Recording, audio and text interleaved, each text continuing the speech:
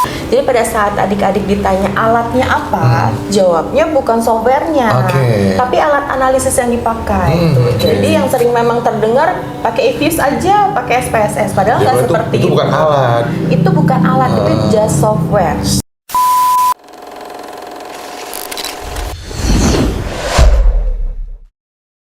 Halo, kawan Ricci balik lagi bersama saya Ricci Wijaya. Dan kali ini masih sama kan Nur. Seru. Kalau teman-teman belum cek video sebelumnya mengenai apa sih itu data, harus cek dulu. Nah, setelah dicek baru balik ke sini kita akan bahas mengenai pengolahan data. Hampir semua orang, mungkin yang bukan punya background atau bukan anak statistik, itu agak sedikit mengalami permasalahan kalau bicara mengenai pengolahan data. Benar ya kan Nur? Sebenarnya nggak gitu juga sih Pak Ricci. Nah, gimana tuh pandangannya? Kalau kita berbicara mengenai di Trisakti ya, sebenarnya mahasiswa itu dari semester 1 sampai semester terakhir itu sebenarnya kita berjenjang.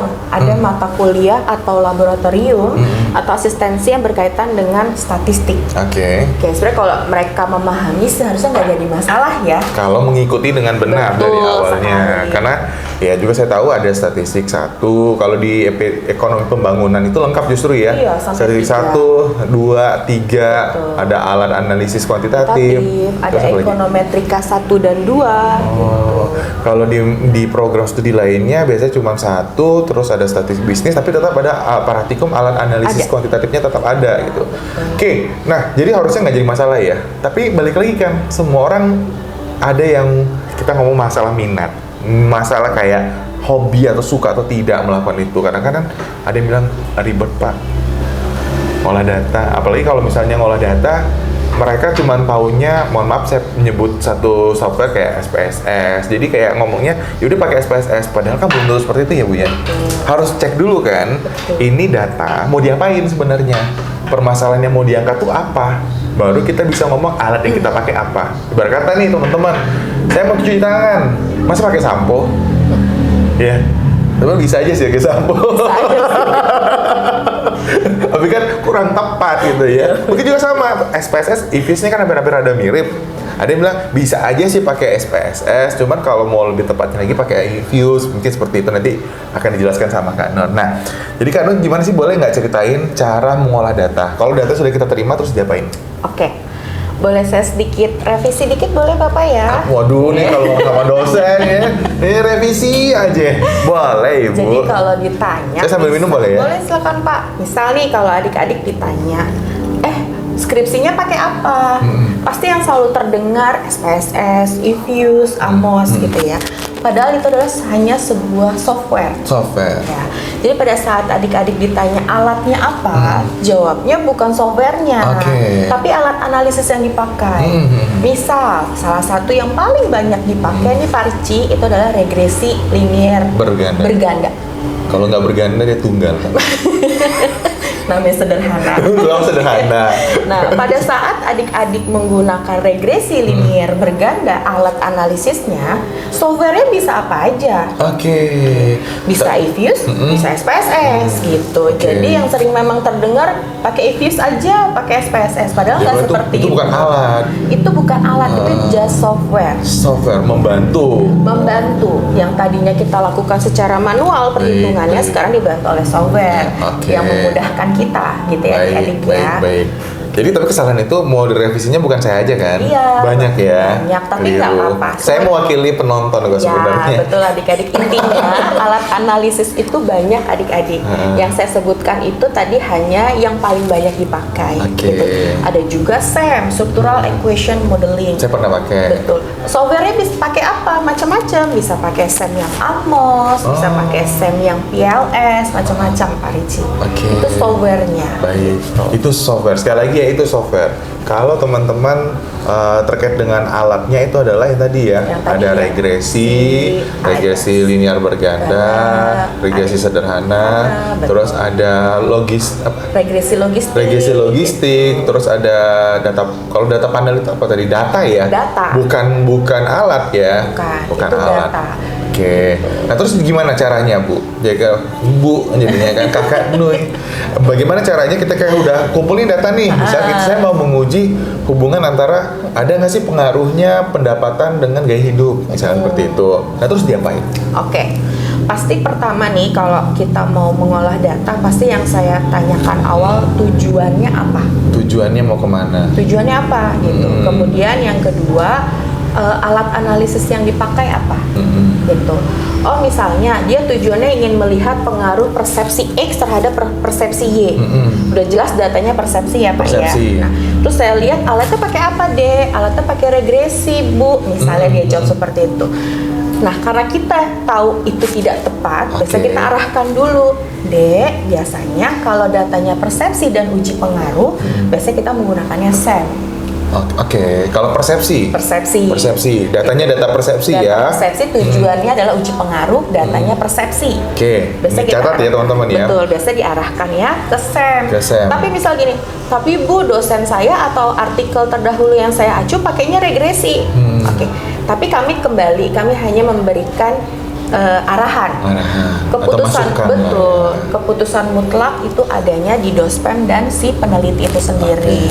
Cuma memang ada beberapa kasus yang memang datanya tidak memungkinkan untuk kita menggunakan SEM yang AMOS. SEM AMOS itu kan cukup membutuhkan data yang cukup banyak sampelnya ya Kak Ricci. Nah, dulu kan belum ada yang namanya SEM PLS, jadi biasa pakainya ke regresi, di mana artikel yang dia acu itu adalah menggunakan regresi. Nah, tugas kami itu biasanya hanya memberikan arahan dan kami suruh kembali diskusi dengan Dospemnya. Gitu. Tapi alhamdulillah selama ini Dospemnya terbuka gitu loh, selama mahasiswanya mengerti si Pak Ricci seperti itu. Oke. Nah, berarti sudah tahu dia tadi datanya apa, mau diuji dengan apa, gitu. Baru nanti adalah proses pengolahan data. Betul. Proses pengolahan data ini nggak mungkin bisa kita ceritain ya, karena terlalu teknis ya, terlalu teknis. Yang penting tadi tuh, kalau misalnya tadi Kak, datanya bukan data persepsi. Datanya apa? Data apa? Keuangan. Keuangan misalnya. Maka tepat untuk dilakukan memang dengan alat regresi. Biasanya seperti itu ya Pak ya. Tapi tergantung lagi nanti datanya, bentuknya si data yang kita pakai itu tuh data keuangannya, bentuk datanya itu time series, cross section atau panel. Nanti beda lagi cara dan asumsi yang harus kita gunakan. Kalau misalnya kita pakainya adalah data panel dan dia balance. Balance itu artinya di setiap tahun objek yang dipakai sama. Nah itu berarti nanti lebih enak nih pakainya eFuse. Nah itu baru kita arahkan pakai softwarenya eFuse. Tapi tetap regresi. Alatnya regresi, tapi softwarenya yang support itu adalah eFuse. Gitu ya. Ada alat lain yang support, tapi yang lebih memang memudahkan dan sering dipakai ya memang rata-rata eFuse ya Pak ya. Gitu. Seperti itu. Nah, kembali lagi Pak Ricci, tujuannya sama uji pengaruh. Alatnya sama-sama regresi, tapi datanya yang satu pakainya time series, yang satu pakai cross section deh gitu ya. Nah, itu nanti asumsi yang dipakai juga berbeda Pak, uji prasyaratnya. Kalau di time series itu harus menambahkan yang namanya uji stasionaritas dan uji kointegrasi misalnya. Itu time series. Selain uji asumsi klasik yang lain ya Pak, kayak ada normalitas. Tetap juga uji. Asumsi klasik. Ada normalitas error, ada multikoliniaritas, ada heteroskedasisitas dan ada autokorelasi. Tapi kalau data kita bentuknya cross section, biasanya uji asumsi klasiknya 4 tadi. Walaupun kalau kita teliti lagi, itu banyak lagi Pak uji prasyarat yang bisa kita pakai gitu. Salah satunya uji stabilitas dan uji linearitas dan sebagainya. Kalau yang nantinya dipilih setelah kita masukin dalam pengujian itu kan ada 3, saya lupa ini apa ya. 3, yang kayak mana Bang Deril, apa Bang Deril pengujiannya itu? Yang tugas akhir? Uji pemilihan model di data panel. Apa sih? Itu apa namanya tuh? Ada uji pemilihan. Jadi gini Pak Ricci, kalau di regresi linear data panel, kita itu kan akan mengeluarkan 3 hasil estimasi yang ada common effect, ada fixed effect, ada random effect. Masing-masing punya asumsi yang berbeda untuk mengestimasi. Nah, kita harus memilih nih adik-adik mana yang terbaik dari 3 tadi. Namanya uji pemilihan model. Nah, itu untuk data seperti apa, Kak? Data panel. Data panel pasti akan menggunakan itu.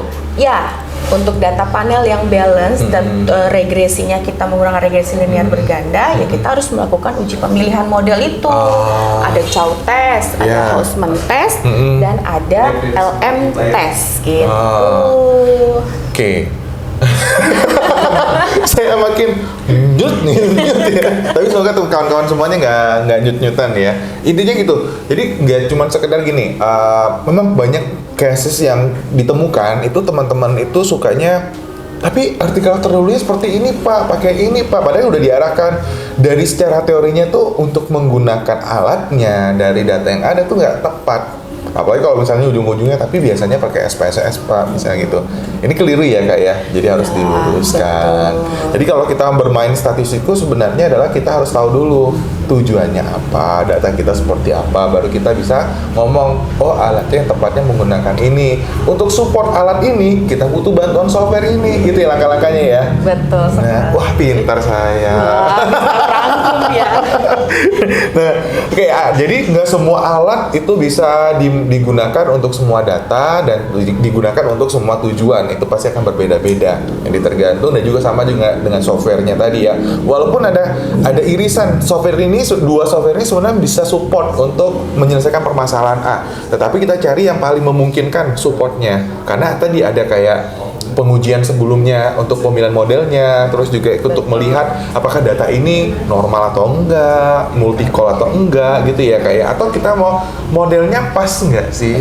Jadi ada langkah-langkah lain yang memang harus kita telusuri terlebih dahulu sampai dengan kita kira mengolah itu data.